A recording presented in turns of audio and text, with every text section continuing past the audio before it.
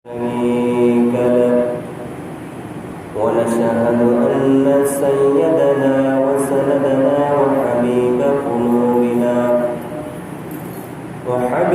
قلوبنا وأولانا ومولانا محمدا صلى الله عليه وعلى آله وأصحابه وبارك وسلم. أما بعد فقد قال الله تعالى في كلامه المجيد والفرقان الحميد. أعوذ بالله من الشيطان الرجيم. بسم الله الرحمن الرحيم. يا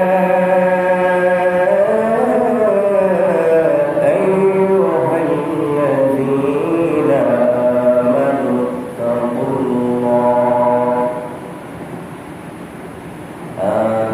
اتقوا الله ولتنظر نفس ما قدمت لغد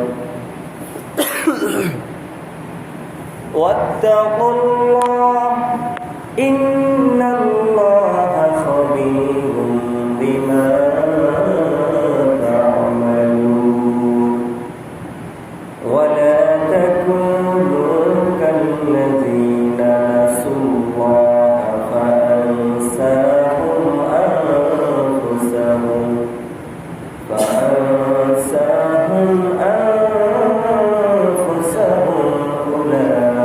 أولئك هم الفاسقون.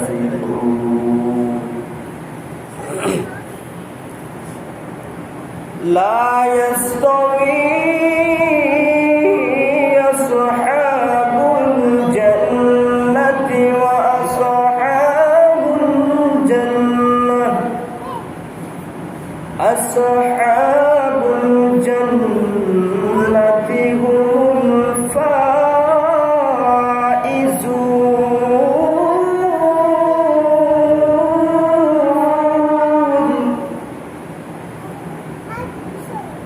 لو أنزلنا هذا القرآن على جبل لرأيته خاشعا متصدعا من خشية الله.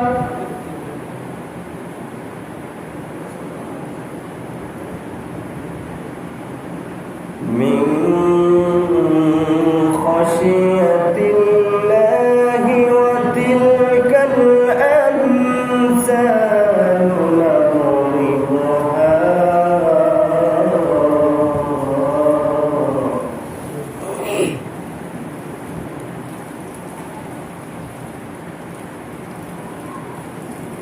من خشية الله.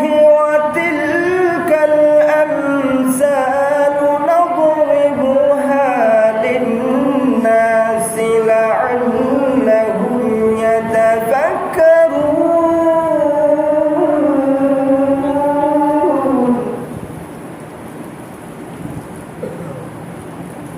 وقال تعالى إن الله وملائكته يصلون على النبي يا أيها الذين آمنوا صلوا عليه وسلموا تسليما.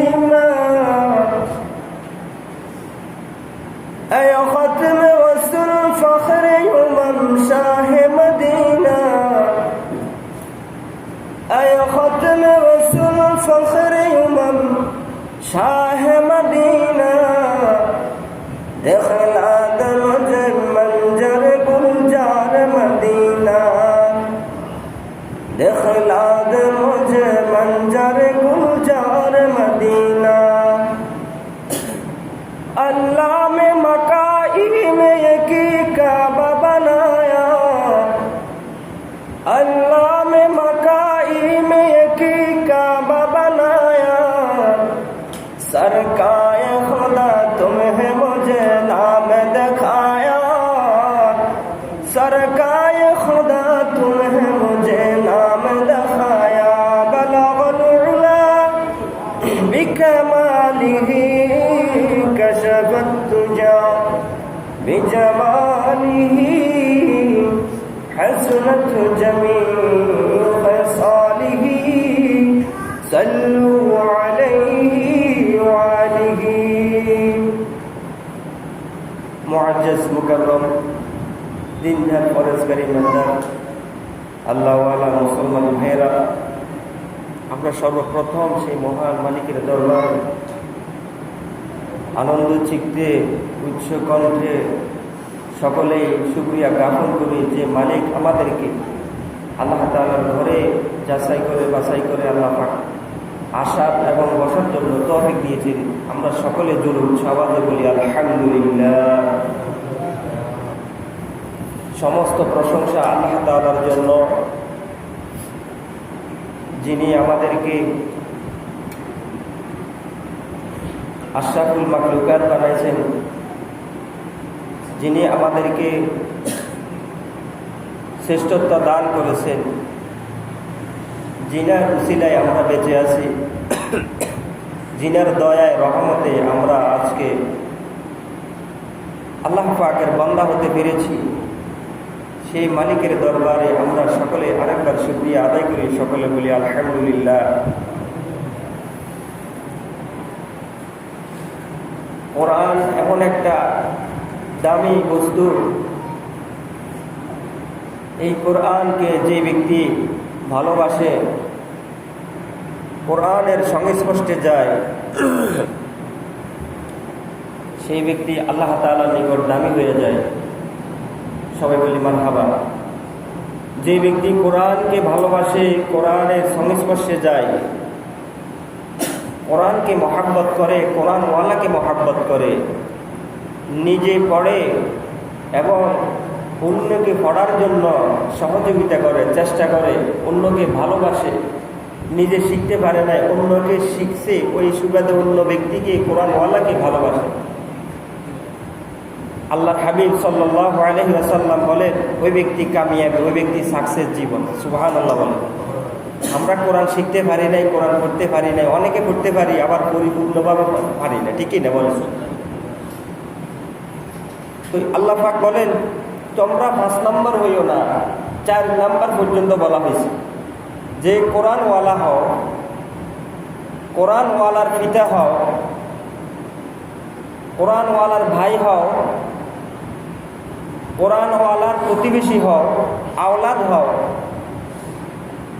5 নম্বর তোমরা হইও না, কোরআনকে তোমরা মহাব্বত করো, 5 নম্বর হইও না। 5 নম্বর কি?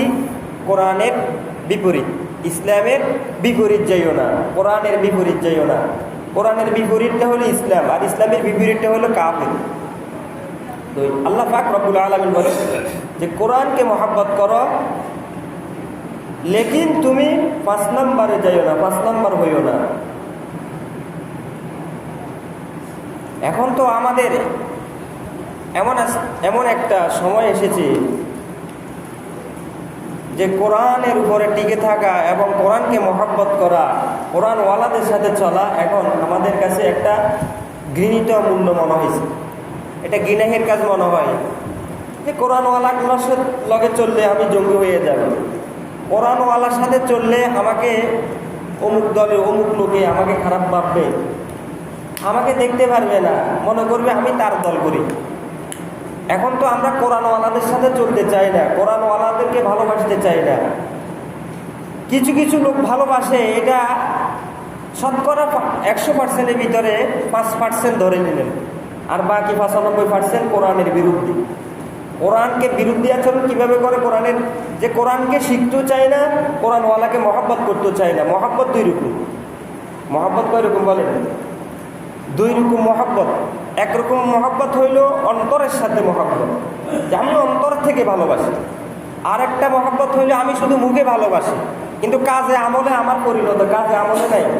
আমলে নাই যে এই কোরআনওয়ালা বলছে এইভাবে চলো, এই কোরআনওয়ালা বলছে এইভাবে চলো। কোরআনওয়ালা যেভাবে চলার জন্য বলেছে, ইসলাম যেভাবে চলার জন্য বলেছে, এই কোরআনওয়ালা আমার বিপরীত, আমার প্রতিহিংসা, আমার উপরে সে আমার বিরুদ্ধে আচরণ করতেছে, আমার উপরে সে রাগান্বিত হয়েছে, মনোকষ্ট নিয়েছে। এই কারণে আমিও তার উপর রাগান্বিত হয়ে মনোকষ্ট নিই, তার সাথে আমার কোনো সম্পর্ক থাকতে পারে না। এই কারণে আমি তাকে অপছন্দ করি। এটাকে বলে দ্বিতীয় নম্বর ভালোবাসা। এই ভালোবাসা দিয়ে আপনার আমার কিছুই হবে না। দুনিয়াতে আংশিক আপনি সম্মান পাবেন, কিন্তু আখিরাতে আপনি যে কোরআনওয়ালাকে ভালোবাসলেন না, কোরআনওয়ালার সম্পর্ক ভালোবাসা আপনার অন্তরের মধ্যে ছিল না, যে আপনি কোরআনওয়ালাকে অন্তরস্থল থেকে ভালোবাসতে পারলেন না, আমল করতে পারলেন না, যে কথাগুলো বলেছিলেন এই ভালোবাসার কথাগুলো আপনি আমল করতে পারলেন না, আপনার এই ভালোবাসার এক পয়সারও দাম হবে না আল্লাহ। আমি আপনাদেরকে বুঝাইতে পেরেছি। ভালোবাসতে হবে অন্তর থেকে, আমল দিয়ে, অন্তর থেকে আমল দিয়ে। হুজুরে নামাজ পড়তেছে, হুজুরের সাথে আমি নামাজ পড়ব। হুজুরে যে আমলগুলো করতেছে আমি হুজুরের সাথে সেই আমলগুলো করব। হুজুরে কোরআন শরীফ পড়াচ্ছে, আমি কোরআন শরীফ হুজুরের সাথে শেখার জন্য চেষ্টা করব।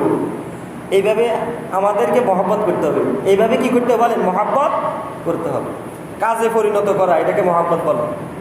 আল কাউল ওয়াল ফিল ওয়া তাকরির। রাসূল সাল্লাল্লাহু আলাইহি সাল্লামের হাদিস বলা হয় তিনটে স্তরকে হাদিস বলে। কয়টি স্তর বলেন? হাদিসের শাখা কয়টি?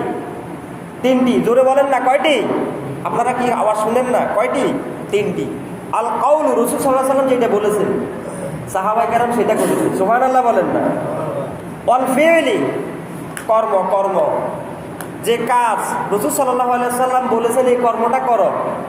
সবাই আমাকে ভোট দাও, সবাই আমি নির্বাচনে দাঁড়াচ্ছি, সবাই তাওহীদের দাওয়াত দাও, ইসলামের দাওয়াত দাও, কোরআনের দাওয়াত দাও, অমুকের সাথে যুদ্ধ করব, লড়াই করব, চলো আমার সাথে।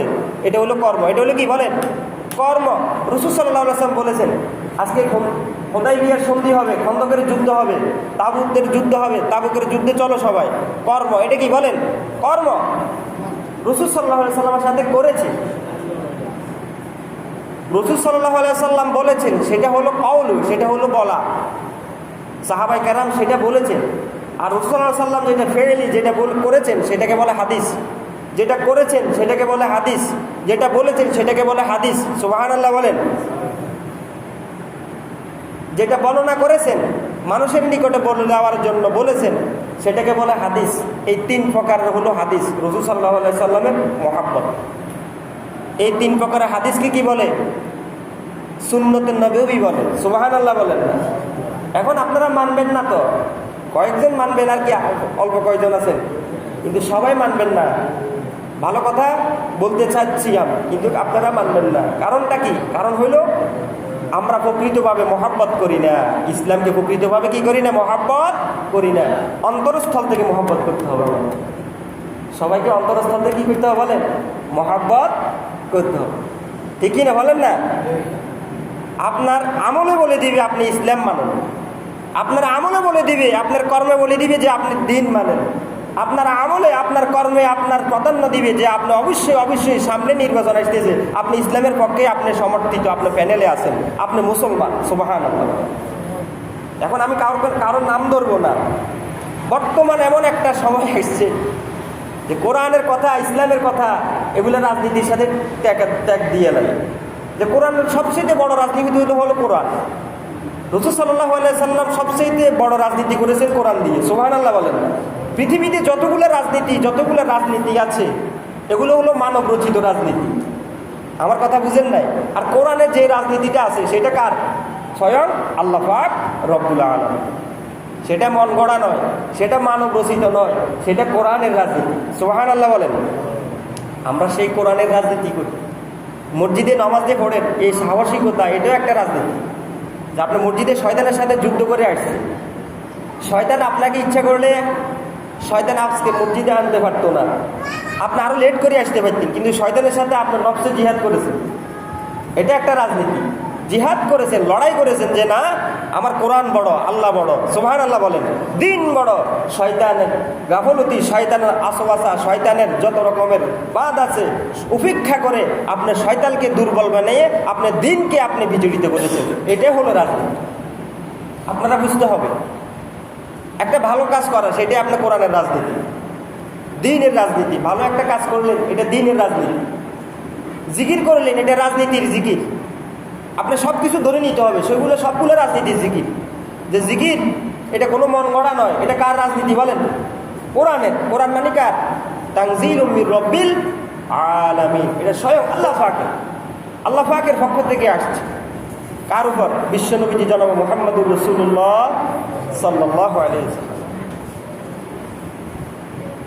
কোরআনটা হলো আমাদের জন্য পূর্ণাঙ্গ জীবন বিধান। এই কোরআনকে যদি কোনো বান্দা ভালোবাসে, অন্তরস্থল থেকে কোরআনকে ভালোবাসে এবং আমল করে, কোরআন অনুযায়ী জীবন পরিচালনা করে, কোরআন অনুযায়ী যদি সমাজ পরিচালনা করে, কোরআন অনুযায়ী যদি পরিবার পরিচালনা করে, রাষ্ট্র পরিচালনা করে, শান্তি পাইব নাকি বলেন? শান্তি আসবে নাকি? অবশ্যই অবশ্যই শান্তি আসবে। কোরআন অনুযায়ী যদি কেউ রাষ্ট্র চালায়, কোরআন অনুযায়ী কেউ সমাজ চালায়, কোরআন অনুযায়ী যদি কেউ মসজিদ চালায়, মাদ্রাসা চালায়, কোরআন অনুযায়ী যদি কেউ রাষ্ট্র চালায়, অবশ্যই অবশ্যই আল্লাহ পাক শান্তি দিবে। সুবহানাল্লাহ। আর দিবে না শান্তি? যেহেতু আল্লাহ পাক বলে দিছে কোরআন হইল আল্লাহ পাক। আর দুনিয়ার যতগুলা রাজনীতি আছে এগুলা মানব রচিত, মানবদের মতামত, মানবেরা নিজেরা আইন কানুন তৈরি করছে, এটাকে বলে মানব রচিত রাজনীতি। আমরা কি মানব রচিত রাজনীতি করব না স্বয়ং কোরআনের রাজনীতি করব? কার রাজনীতি করবো বলেন? রাজনীতি দুই রকম। এবার আসেন, রাজনীতি কয় রকম বলেন? রাজনীতি দুই রকম। একটা হলো প্রকাশ্যের রাজনীতি, আর একটা হলো অপ্রকাশ্য রাজনীতি।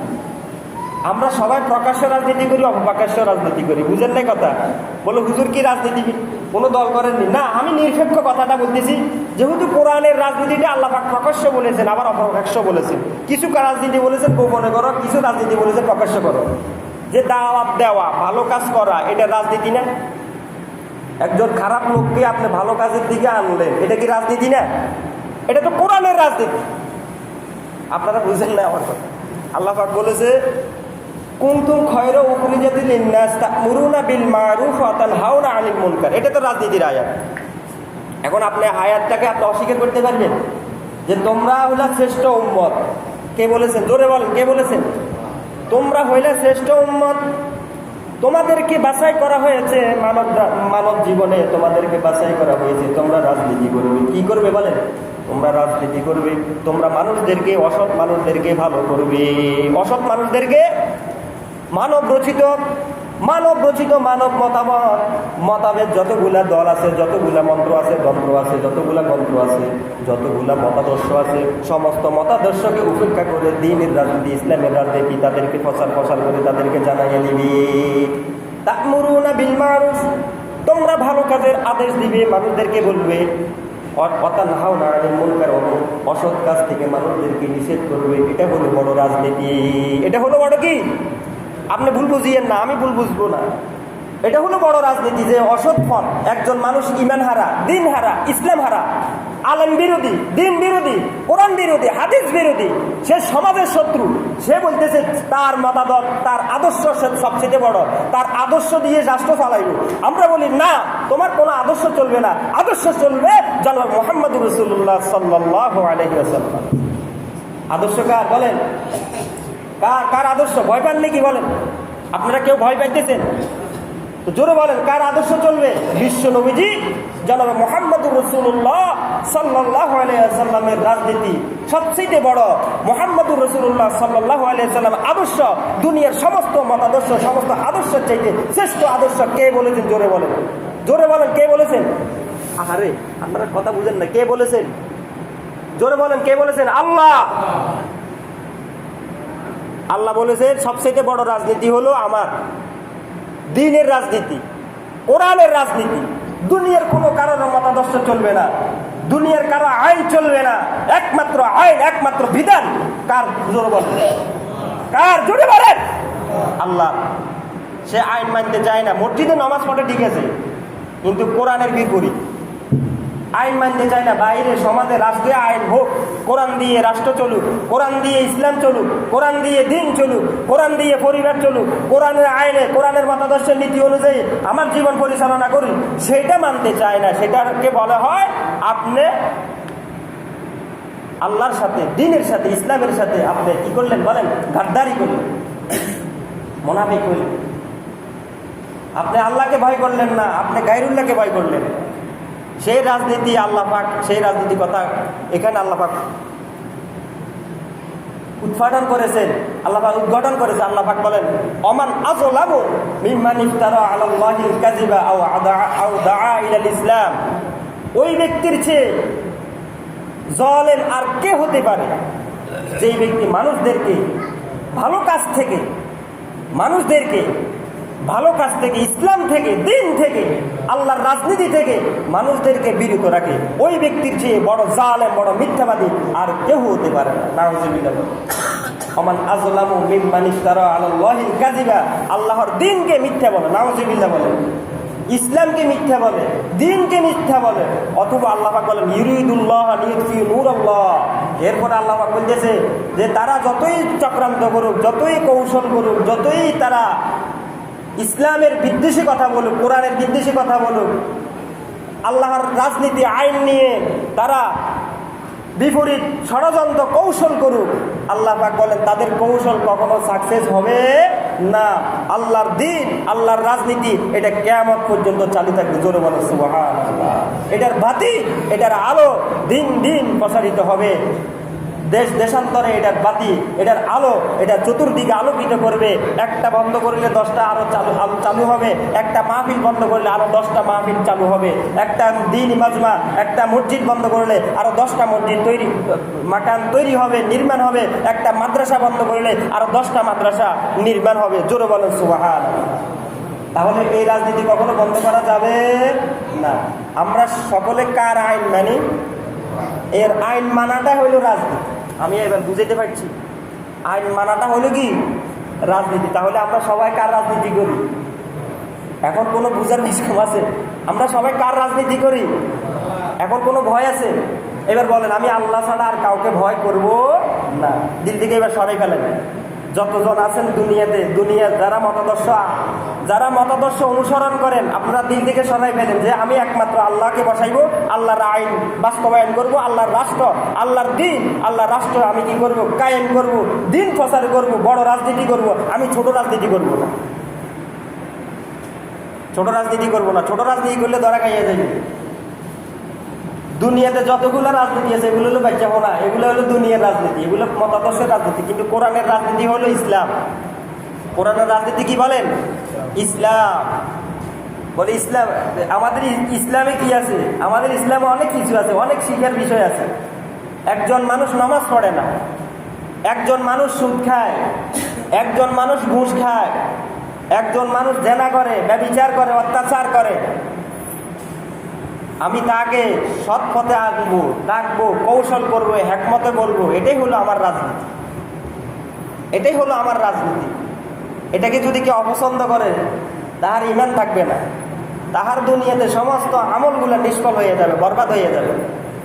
ইসলামের পক্ষ থেকে, দ্বীনের কাছ থেকে মানুষদেরকে যারা বাধা সৃষ্টি করে, মানুষদেরকে যারা কৌশল করে, যাদেরকে বিরুদ্ধাচরণ করে, ইসলামের পক্ষ থেকে মানুষদেরকে সরাইয়ে দেয়, আল্লাহ পাক রব্বুল আলামিন বলেন তাদের দুনিয়াতে সমস্ত আমলগুলো নিষ্ফল হয়ে যাবে। নাউযুবিল্লাহ বলেন, আদাল্লা আমাল হাবিতাত আমালাকুম। আল্লাহ পাক বলেন যারা আল্লাহর রাস্তা থেকে মানুষদেরকে বাধা সৃষ্টি করে। আমরা যে মসজিদে আসছি, এটা কার রাস্তা বলেন? আল্লাহর রাস্তা। আপনি যে রাষ্ট্রে কাজগুলো, কাঠামোগুলো করবেন, সমাজ সংস্কার করবেন, মসজিদ করবেন, মাদ্রাসা করবেন, এগুলো কে বলেছেন করার জন্য? আল্লাহ এবং রসুলও বলেছেন, ঠিকই না বলেন না? তেমনিভাবে আপনার আইন সমাজে প্রতিষ্ঠিত হওয়ার আগ পর্যন্ত আপনি মুসলমান হতে পারবেন, পরিপূর্ণভাবে মুসলমান হবেন। মুসলমান কেমন মুসলমান? আমরা সবাই আমরা জানাজার নামাজে সবাই বলি যে এই লোকটা কেমন ছিল, আমরা সবাই বলি ভালো ছিল। আমি তো জানি এই লোকটা ইসলামের 12টা বাজাইছে, 5 দিয়েছে, জীব যৌবন থাকা অবস্থায়, শক্তি থাকা অবস্থায় ইসলামের 5 দিয়েছে সবসময়। আলেমদেরকে দেখতে পাইতো না, ইসলামের দলগুলোকে দেখতে পাইতো না, 12টা বাজাইছে, 5 দিয়েছে, আমি তো দেখেছি। কিন্তু আমি যখন জানাজার নামাজে যাই সেখানে আমি বলি হ্যাঁ ভালো ছিল, ভালো ছিল। এইখানে মুসলমান হওয়া দরকার নাই। আপনার জীবন, আপনার হায়াত যতদিন আছে, ছোট থেকে বড় পর্যন্ত, আপনার বার্ধক্যতা আসা আগ পর্যন্ত, শক্তি থাকা আগ পর্যন্ত আপনাকে আল্লাহর আইন, আল্লাহর রাজনীতি করতেই হবে, নইলে আপনি মুসলমান হতে পারবেন না। কে বলেছেন? জোরে বলেন, কে বলেছেন? আমার কথা কয় না, কে বলেছে? আল্লাহ বলেছেন। আল্লাহর আইন, আল্লাহর রাজনীতি করার জন্য আল্লাহ বলেছেন। আল্লাহ যেখানে হুকুম করেছেন আকিমুস সালাত, আমার রাজনীতি করে নামাজ পড়ো, সেখানে আল্লাহ বলছে ওয়াতুজ যাকাত, এবং যাকাতও দাও, এটাও আমার রাজনীতি, এটাও করো। যাকাত না দিলে নামাজ পড়লে কোনো লাভ হবে না। আমার কথা বুঝেন নাই? যাকাত না দিলে নামাজ পড়লে কোনো লাভ হবে? যাকাতের যার ফরজ হয়েছে, যার যাকাতের ফরজ হয়েছে, তার উপরে আল্লাহ পাকের বিধান হলো সে যাকাত যেহেতু ফরজ করেছে, যাকাত দিতে পারেছে, তখন সে একটা হজ করবে। সে একটা হজ করবে। যে ব্যক্তি যাকাত দিয়েছে সে হজ করবে। এটা হলো আল্লাহ পাকের হুকুম। যেখানে আল্লাহ পাক বলেছেন করার জন্য, সেটা আমাদের জন্য আমল করা আমাদের জন্য ফরজ। এইভাবে আল্লাহ পাক হুকুম করেছেন 600 আয়াতে। কোরআন শরীফে কত আয়াত বলেন? 600 আয়াতে আল্লাহ পাক শুধু হুকুম করেছেন জিহাদ করো আল্লাহর রাস্তায়, সংগ্রাম করো আল্লাহর রাস্তায়, ঐক্যবদ্ধ হও, জোট হও আল্লাহর রাস্তায়, দলবদ্ধ হও আল্লাহর রাস্তায়, সব সত্য কথা বলো আল্লাহর রাস্তায়, সুদ খাওয়া হারাম ছেড়ে দাও আল্লাহর রাস্তা থেকে, তোমরা বের হইও না, ঘুষ খাইও না। কে বলেছে বলেন? আল্লাহ পাক। জেনা করো না, জেনা করলে মৃত্যুদণ্ড, জেনা থেকে বিরত থাকো, সুদ থেকে বিরত থাকো, ঘুষ থেকে বিরত থাকো, হালাল উপার্জন করো, নামাজ কায়েম করো, সৎ পথে মানুষদেরকে আহ্বান করো, অসৎ পথ থেকে মানুষদেরকে নিষেধ করো। সেটা কার হুকুম বলেন? আল্লাহর হুকুম। এটা হলো রাজনীতি। এটা বলতে চাইলে সমস্যা। ভালো পথে আপনাদেরকে আনবো, দাওয়াত দিব, বলবো। এটা এখন অনেক জায়গাতে আমাদেরকে ক্রাইসিস মুখে আমাদেরকে জীবন পরিচালনা করতে হয়। এক একজন এক এক দিকে নিয়ে যায়। দুনিয়ার মতাদর্শ আমরা কেউ মানি না। সবাই জানেন দুনিয়ার মতামত, দুনিয়ার আদর্শ, দুনিয়ার নেতা আমাদেরকে শান্তি দিতে পারে না। দুনিয়ার কোনো কি মন্ত্রী এমপি আমাদেরকে শান্তি দিতে পারে না। আমাদেরকে শান্তি দেওয়ার মালিক হলো কে? জোরে বলেন। কে জোরে বলেন? আল্লাহ।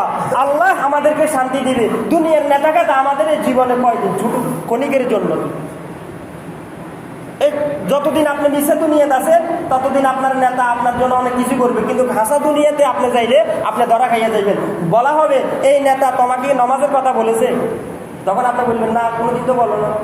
এই নেতা তোমাকে এইভাবে ভালো কাজ করার জন্য বলেছে, এই নেতা তোমাকে এই মসজিদে আনেছে, এই নেতা তোমাকে সুদের সম্পর্কে, ঘুষের সম্পর্কে, জেনার সম্পর্কে তোমাকে বলেছে, তখন আপনি বলবেন না, কিছুই তো আমাকে বলে নাই, পর্দার বিষয়ে কিছু বলে নাই, আমাকে জাকাতের বিষয়ে কিছু বলে নাই, হজের বিষয়ে কিছু বলে নাই, ভালো কথা বলে নাই, নেতা নামাজ পড়ে নাই। বল তুমি কেন নামাজ পড়লে না? বলেন নেতা নামাজ পড়ে নাই। বলেন নেতা কি তোমাকে নামাজের কথা বলে নাই? বলেন না, নেতা তো আমাকে নামাজের কথা কোনোদিন বলে নাই। বলেছে অমুকের আদর্শ, তমুকের আদর্শ, অমুকের আদর্শ নাকি সত্য, অমুকের আদর্শ পবিত্র, আমাকে সেই নেতার দিকে নিয়ে গেছে। আমি আজকে এই নেতা আমাকে নিয়ে গেছে, এই নেতা আমাকে খারাপ পথে নিয়েছে, এই নেতা আমাকে অন্যায় পথে নিয়েছে। আমি ইসলাম থেকে আমি বিমুখ ছিলাম, কোরআনের বিমুখ ছিলাম, হাদিসের বিমুখ ছিলাম, আলেম ওলামার কথা মানে নাই, নেতার কথা মেনেছি। তখন বলা হবে এই নেতা তুমি কেন এই কাজগুলো করেছিলা? কর্মীদেরকে তখন ধরবে না, ধরবে নেতাকে। এবার তখন নেতা ধরা খাইয়া যাইবে। নেতা বলবে আমি শুধু বলেছি না, তারা কেন দিয়েছে স্লোগান কেন দিয়েছে? আমি তো তাদেরকে স্লোগান দেওয়ার জন্য বলেছি, কেন তারা এই কাজ করেছে? আমি তো করি নাই, তারা কেন করেছে? কর্মগুলো তারা কেন করেছে? আমি তো করি নাই। আমি তাদেরকে বলেছি, শুধু হুকুম করেছি, অমুকের ঘরে আগুন দে, অমুক ঘর বাড়ি জ্বালা, অমুক গাড়ি ভাঙ্গিয়ালা, অমুকখানে ওইটা কর, অমুকখানে সেটা কর, হ্যাঁ, অমুক হুজুরে মার, অমুক হুজুরে ধর, অমুকের মামলা দে, অমুকের হামলা দে, অমুকে মসজিদের রাজনীতি কথা কয়, এই হুজুরে ধর, এই হুজুরের বিরুদ্ধে মামলা কর। আমি শুধু তাদেরকে বলেছি তারা শুধু ইসলামের বিরুদ্ধে আচরণ করেছে, এই কারণে নেতারা সেই দিন, খেতারা সেই দিন ধরা খাইয়া যাইবে, আর যারা কর্মী আছে সেই দিন কর্মীরা বাঁচি দিবে। এখন আপনি বলেন, কিছু কিছু কর্মী আছে যারা জ্ঞানী লোক, আকল লোক, জ্ঞানী লোক, তারা কিন্তু নেতার পিছে দৌড়ে না, তারা আল্লাহ তাআলার হুকুম, আল্লাহর আইন প্রতিষ্ঠার জন্য চলে। এখন আমরা কি আল্লাহর আইন প্রতিষ্ঠার পক্ষে থাকবো না কোনো বিপক্ষে যাবো, সেটা আমার আপনার বুঝ। আল্লাহর আইন যদি মানতে চান তাহলে নামাজ যেভাবে প্রতিষ্ঠিত আপনি করেন, মসজিদে আসেন, আপনার পরিবারে আপনি সেভাবে নামাজ প্রতিষ্ঠা করতে হবে। এটা হলো রাজনীতি। আপনি যেভাবে ভালো কাজ করেন, সত্য কথা বলেন, মসজিদে আসে যেভাবে আপনি নামাজ পড়েন, আপনার সমাজে কোরআন হাদিস দিয়ে আপনি রাষ্ট্র পরিচালনা করবেন, কোরআন হাদিস দিয়ে সমাজ চালাবেন, সেটা দিয়ে আপনি রাষ্ট্র আল্লাহর হুকুম মতো চালাবেন, সেটার যদি আইন মানতে পারেন তাহলে আপনি মুসলমান। আর যদি কোরআন হাদিস না মানেন, যদি আপনি আলেম ওলামার বিদ্বেষী যান, তাহলে আপনি আল্লাহর রাজনীতি করেন না, আপনি মানব রচিত রাজনীতি করেন। আমার কথা বুঝছেন আপনারা? মানব রচিত রাজনীতি করেন। আল্লাহর আইন মানলেন না, হুজুরকে মানলেন না, হুজুরের কথা আপনার নিজের দিকে টানে নিয়েছেন, হুজুরের বিরুদ্ধে আচরণ করছেন, আপনি ইসলামের বিরুদ্ধে আচরণ করলেন, আপনি আল্লাহর বিরুদ্ধে আচরণ করলেন, আপনি রসুলের বিরুদ্ধে আচরণ করলেন। স্বয়ং আল্লাহ পাক করে দিয়েছে, কোরআন দিয়ে রাষ্ট্র চালাও, কোরআন দিয়ে ইসলাম চালাও, কোরআন দিয়ে দিন চালাও, নামাজ প্রতিষ্ঠা করো, দিন প্রতিষ্ঠা করো, আল্লাহর আইন দিয়ে রাষ্ট্র সমাজ সব কিছু পরিচালনা করবে কোরআন দিয়ে, ইসলাম দিয়ে, রসুল সাল্লাল্লাহু আলাইহি ওয়াসাল্লাম আদর্শ নীতি অনুযায়ী। এই কথাগুলো আমি বলেছি, আজকে কথাগুলো, মেসেজগুলো আমি বলেছি যে সামনে নির্বাচন আসতেছে, আমাদের সবাইকে ইসলামের পক্ষে, দ্বীনের পক্ষে, সত্যের পক্ষে থাকতে হবে। ঠিক কিনা জোরে বলেন? অসত্যের পক্ষে আমরা কেউকে আমরা কি করবো না। যে অসত্য, যে মিথ্যা কথা বলে, যে নামাজ পড়ে না, যে দিন মানে না, যে গাঞ্জা খায়, ইয়াবাই চালানি পরিচালনা করে, যারা এসব লাইনে যারা কাজ করে, তাদের পক্ষে আমরা কেউ নেই। আমরা সবাই আল্লাহ তাআলাকে ভয় করি। আমরা কারো রক্ত চক্ষুকে আমরা ভয় পাইবো? কারো রক্ত চক্ষুকে আমরা ভয় পাবো? বলেন না, কারো রক্ত চক্ষুকে আমরা ভয় পাই না। আমাদের মৃত্যু একদিন হয়, আমাদের মৃত্যু একদিন হবে। এই জন্য আমি বলবো যে সত্য কথা বলতে হবে, আপনাকে ভালো কাজের মানুষদেরকে আহ্বান করতে হবে, আর অসৎ কাজ দেখলে সেখানে নিষেধ করতে হবে। এটা হলো আপনার আমার জন্য মুমিন ইমানদারের আলামত। সেই ইমানের আলামত, সেই গুণ আমি আপনাকে অর্জন করতে হবে। এই অর্জন করে দুনিয়া থেকে যেতে হবে। আল্লাহ পাক রব্বুল আলামিন আমাদের সকলকে আল্লাহর আইন প্রতিষ্ঠা করার জন্য তৌফিক দান করুন, এবং রাসূল সাল্লাল্লাহু আলাইহি সাল্লামের আদর্শ অনুযায়ী জীবন পরিচালনা করার তৌফিক দান করুন। সকলে বলি আমিন। আমরা যারা পরে এসেছি, আমরা 4 রাকাত কাবলা জুমা আদায় করি। ওমা তৌফিক ইল্লা বিল্লাহ।